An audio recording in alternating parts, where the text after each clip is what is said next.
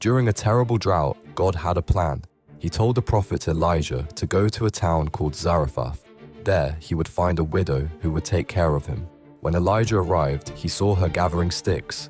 She was preparing to cook one last meal for herself and her son. Then they would starve. Her cupboard was almost empty, just a handful of flour, a little oil in a jar, enough for 2 small cakes. That's it. But Elijah made an impossible request. "Make me a cake first," he said, "then feed your family." The widow could have said no. She could have kept her food.